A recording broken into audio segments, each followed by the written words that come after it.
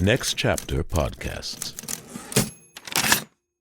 Cox Panoramic Wi-Fi includes advanced security to help protect all your connected devices. You'll get real-time alerts. Oh, like this one, so you don't have to worry about malware. Or when your kid downloads a song from a shady link. And now all your computer can play is... red color, where are you?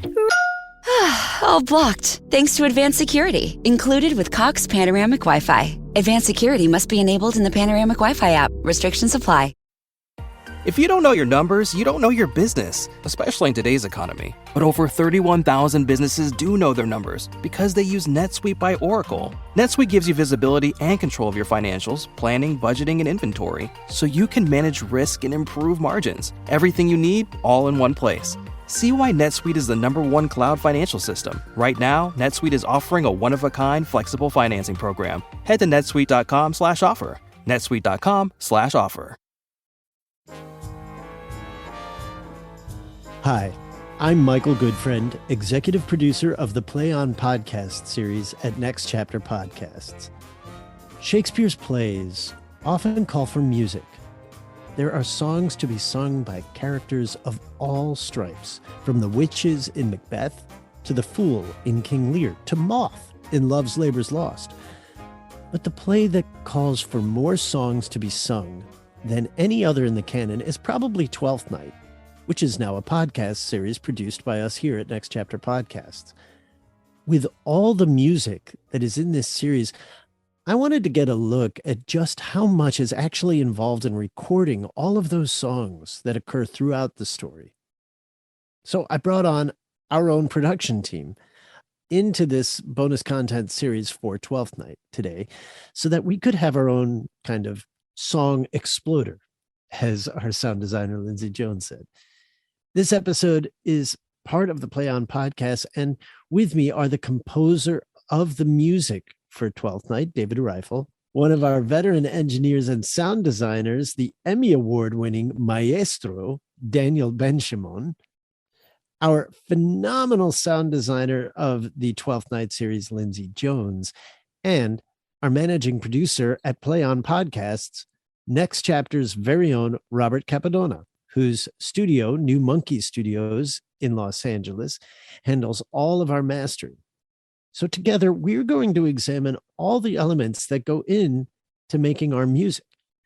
Daniel, David, Lindsay, and Robert, welcome to Next Chapter Podcast and the Play On Podcast bonus content series for Twelfth Night. Great to be here. Thank you, Michael. Good to be here. David, I want to start with you. David, you create music, words, and sound for the theater in the Boston area and across the U.S. You've written over 20 musicals, many of them created during your time as resident composer for the Cornerstone Theater Company, which is where our director, Christopher Liam Moore, got his start, and where Amy Brenneman, the star of our 12th Night series, got her start as an actor. And at Cornerstone, as we know from previous conversations, used to settle in small towns to create musical adaptations of classic plays through working with local artists and actors. You've recently written the lyrics and co-wrote a book for the musical Cupcake. You're presently finishing a book, music and lyrics for Glory.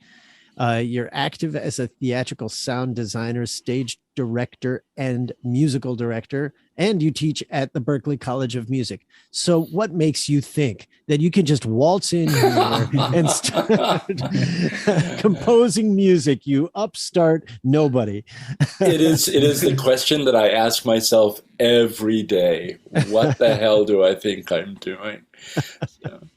David, clearly not your first walk in the park with this particular medium or this particular play. In fact, you have a long history with Twelfth Night. Can you tell us your relationship with this play and how it has fed into your imagination in creating the music that is in this series? Yeah, this is the third and a half production that I've done, and I call it the half production because this one is, of course, based on a production that I did at Oregon Shakespeare Festival in 2016.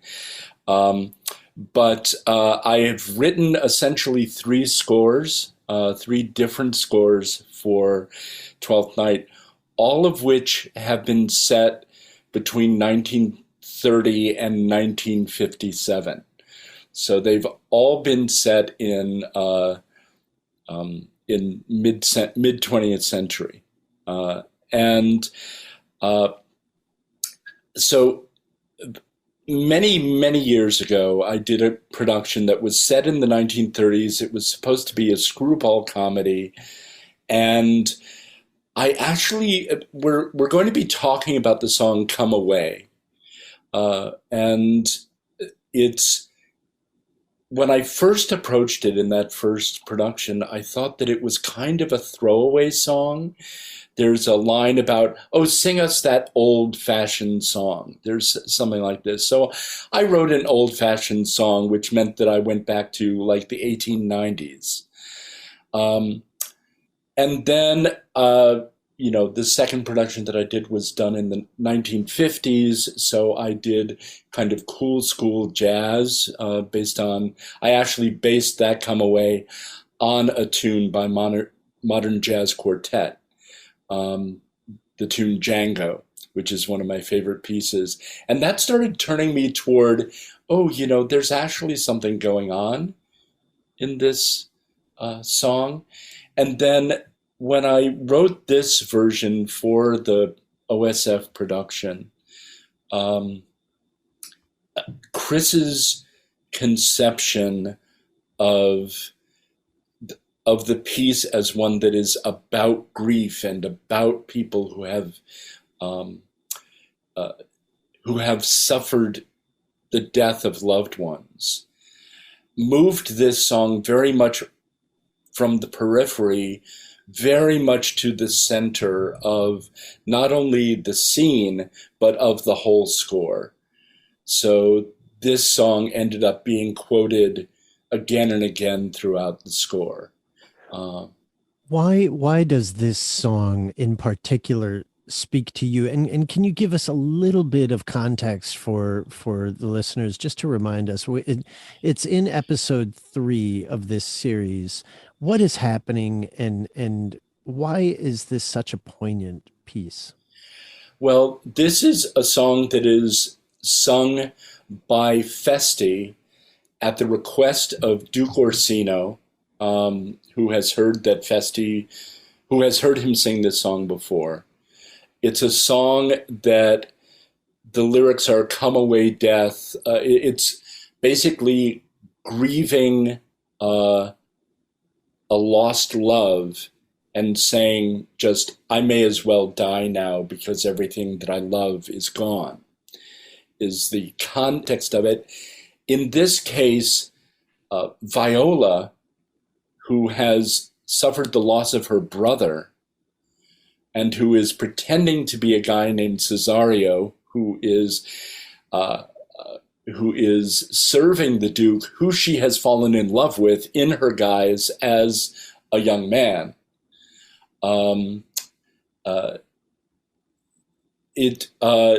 She eventually joins in this song because this song touches her, and it became all about the love that was unspoken between them.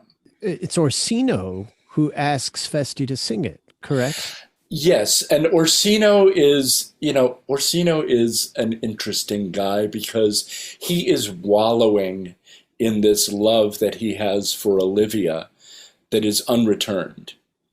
And he loves to wallow in it.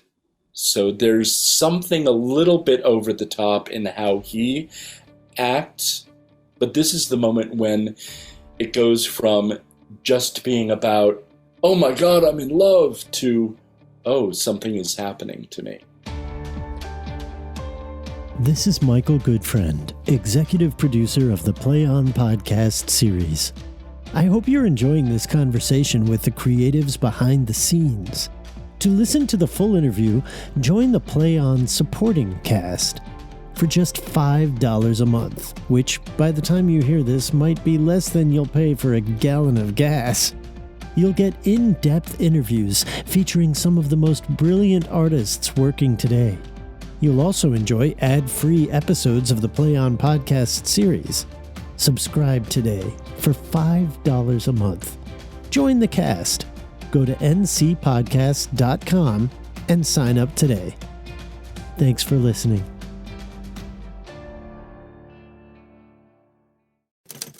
Next Chapter Podcasts.